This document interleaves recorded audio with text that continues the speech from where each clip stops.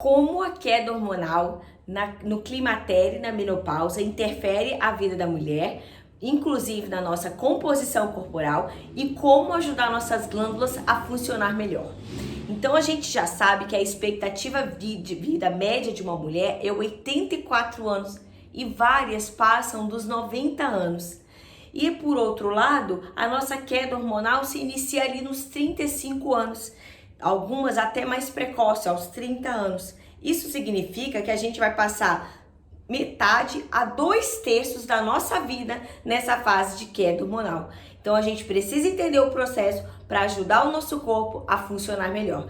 E para falar desse assunto, eu vou fazer uma breve explicação de como funciona o nosso cérebro influenciando nos nossos ovários, que são os nossos hormônios reprodutivos. Então, no nosso cérebro há uma glândula chamada hipófise, que é a glândula mãe, que ela secreta hormônios que influenciam em várias glândulas do nosso corpo. E o FSH e o LH liberado nessa glândula hipófise vão agir sobre o ovário. A gente nasce com um ovário que já tem todos os folículos que a gente vai ter durante toda a nossa vida. E cada mês da nossa vida reprodutiva, a gente vai soltar um folículo desse, que é a nossa ovulação.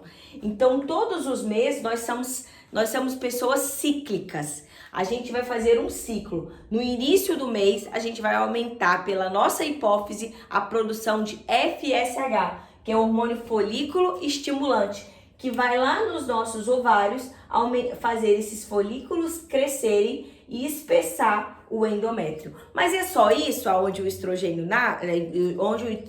interfere? Não, ele interfere na nossa elasticidade da pele, no nosso cabelo, no nosso humor, e a gente percebe isso bem quando chega a menopausa.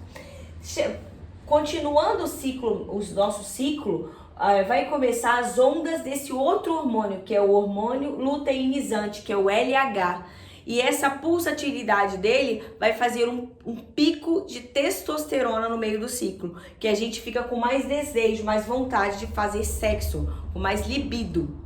E em seguida, realmente acontece um pico desse LH que vai produzir progesterona, e esse aumento da progesterona, sim, vai fazer com que esse aumento do LH vai fazer com que a gente realmente ovule, solte esse folículo e vai fazer a nossa maior produção de progesterona. E a progesterona é um hormônio mais GABAérgico, mais que nos relaxa mais nessa segunda fase do ciclo menstrual. E caso eu engravide, isso vai manter, né? O embrião vai implantar aqui, e se eu não engravidar, tudo isso desaba, que é a menstruação. Quando a gente é jovem, os nossos ovários, eles produzem muito hormônio. E a minha hipófise precisa trabalhar pouco. Então ela libera quantidades de FSH e LH baixas, mas que influenciam nesses ciclos.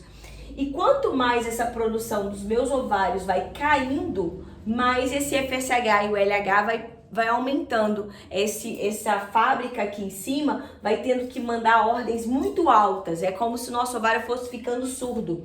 E ele vai mandando ordens cada vez mais altas na tentativa de fazer esse ovário funcionar melhor, até o dia que ele vai falindo, até falir de vez.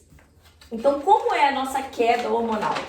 Então, essa queda não é assim, nós vamos vindo bem e de repente, caiu. Não, como eu disse pra vocês, a gente vem caindo. A maioria lá dos 35 anos, mas algumas já desde os 30, outras a partir dos 40, e vem começando essa queda hormonal. E todo esse período de queda hormonal que vai fazer essa transição entre a fase reprodutiva da mulher para não reprodutiva, se chama climatério. Então o climatério ele demora 10, 15 anos, enquanto a menopausa é apenas um dia dentro do climatério. Depois que se passou um ano que nunca mais eu menstruei, a gente denomina menopausa. Então, como vocês estão percebendo, o climatério é uma fase muito mais importante porque ela é maior e vai havendo essa queda hormonal. E cai predominantemente primeiro a progesterona. Então todos os nossos hormônios estão em descida, mas a progesterona cai mais. Nossos picos de LH são menores, minha produção de progesterona lá pelos meus ovários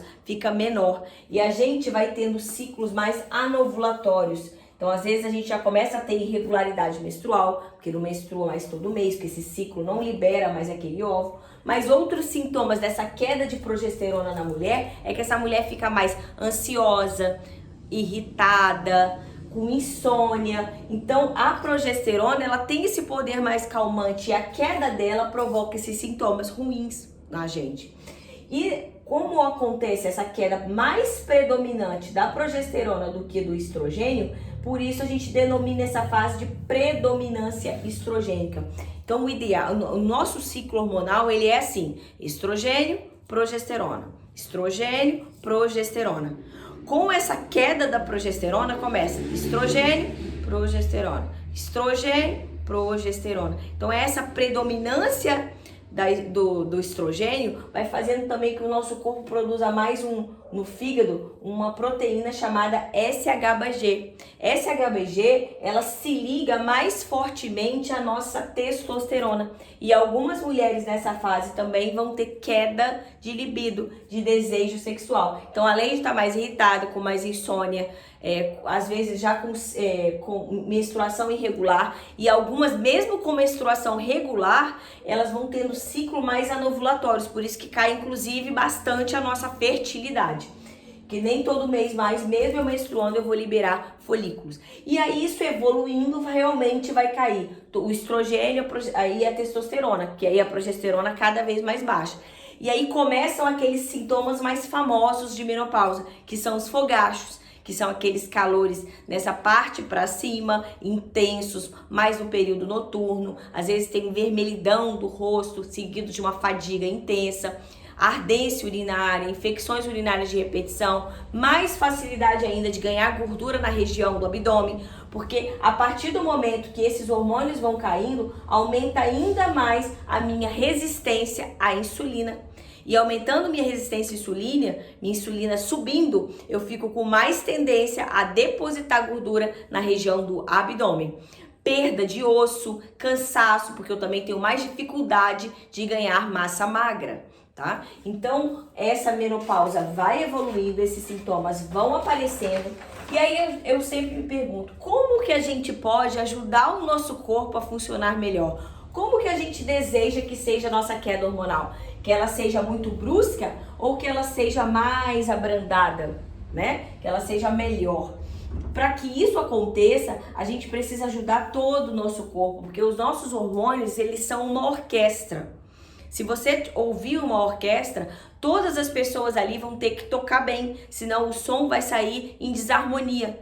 Então, todos os nossos hormônios do nosso corpo, eles estão um influenciando no outro, eles estão imbricados. E se há uma queda de um deles, vai influenciar o dos outros. Como eu mostrei para vocês, o quanto essa queda hormonal do climatério e depois da menopausa vai influenciar na nossa insulina, por exemplo, e vai facilitar o meu ganho de gordura na região do abdômen, vai dificultar meu ganho de massa magra, vai facilitar a minha perda de osso. Então, como os nossos hormônios estão um envolvido no outro, e para que a gente tenha uma queda hormonal menos brusca, a gente precisa trabalhar todo o contexto da vida dessa pessoa, desde alimentação, sono, estresse, exercício, e aí sim a gente vai usar a reposição hormonal para dar realmente um plus para essa mulher. Então o nosso colesterol, como eu já disse para vocês que não é vilão, ele produz vários hormônios. Então do colesterol vem a progesterona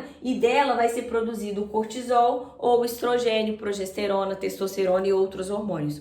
Então, ter uma alimentação adequada vai melhorar a minha resistência à insulina. Então, eu tenho uma alimentação com menor teor de carboidrato, uma alimentação low carb, que eu não estou falando em zero carboidrato, eu já vou ajudar a minha insulina. Eu já vou facilitar com que eu não tenha tanta deposição de gordura na região do abdômen.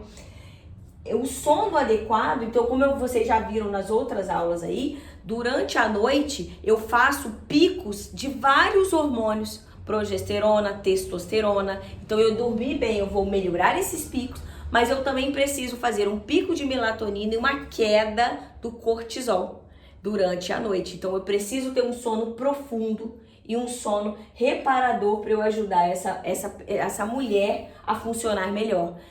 O estresse realmente é outra coisa que eu preciso controlar bastante, porque como vocês viram na cascata hormonal, se eu tiver o tempo inteiro dando pro meu cérebro estímulos de estresse, falando para ele que eu tô sempre em situação de risco de vida, a minha cascata hormonal vai ser desviada e eu vou produzir muito cortisol, que é o hormônio do estresse. E vou desviar, vou produzir ter menor produção de outros hormônios sexuais. Então, tudo isso precisa estar alinhado. E exercício físico, que diminui minha inflamação, diminui minha resistência insulínica, aumenta minha quebra de gordura, principalmente musculação, até porque eu preciso que essa mulher também ganhe massa muscular nesse processo. Então, o nosso corpo é essa grande orquestra. Eu recomendo reposição hormonal para praticamente todas as minhas pacientes, exceto aquelas que têm contraindicação absoluta realmente, que são cânceres hormônio dependentes em atividades, como câncer de mama, de endométrio, de ovário. Mas todas as outras geralmente têm muitos benefícios, mas é uma coisa individualizada, né, para cada um. Normalmente a gente usa hormônios mais isomoleculares, que são hormônios mais parecidos com a molécula do nosso corpo. A reposição hormonal não é indicada só para mulheres que têm fogachos, calores, não, porque vocês já viram que a reposição melhora a perda óssea, evita a perda óssea. As pessoas ficam achando que é tomar cálcio, alendronatos, dronatos aí da vida, mas não, a reposição hormonal, a reposição de vitamina D, de K2, melhora muito a minha massa óssea, a minha massa muscular, melhora esses sintomas de infecção urinária de repetição, de ardência urinária, a elasticidade da pele, a queda de cabelo. Então, o nosso corpo, ele vê a pele e o cabelo como estético. E se a gente tá com uma ingestão pobre de proteína e sem hormônios, a gente vai ter uma queda muito brusca, uma qualidade muito ruim dessa produção aqui dessas proteínas que vão estar estruturando nosso cabelo e a nossa pele, tá? Então, a reposição hormonal melhora isso, melhora muito os nossos sintomas psíquicos, que a mulher na menopausa, ela não só é uma mulher que já tá com ansiedade, mais irritabilidade, ela já começa a ter um humor mais depressivo. E a gente sabe que o estrogênio e a progesterona, eles têm muita, e a testosterona também, né? Muita influência no nosso cérebro, nas nossas células cerebrais. A reposição hormonal não é uma medicação de emagrecer, mas no contexto, junto com uma alimentação com baixo teor de carboidrato, diminuindo minha resistência insulínica, sim, ela pode melhorar a minha deposição de gordura corporal. Então, também é benéfica para isso. Diminui risco cardiovascular. Após a menopausa, a mulher aumenta muito a chance de morrer de doença coronariana, de infarto, de ter derrame. Então, a reposição hormonal vai muito além de fogachos. Melhorar dores no corpo, artralgias, diminui alguns tipos de câncer, como colo retal. Então, o que eu tô falando para vocês é que melhora a qualidade de vida, mas ela precisa estar em harmonia com os meus outros hormônios. Então, eu preciso ter um estilo de vida que fale a mesma língua e que permita eu fazer com que as minhas glândulas funcionem melhor, e a reposição hormonal ali vai só ali trazer um benefício maior e qualidade maior ainda de vida para essa mulher.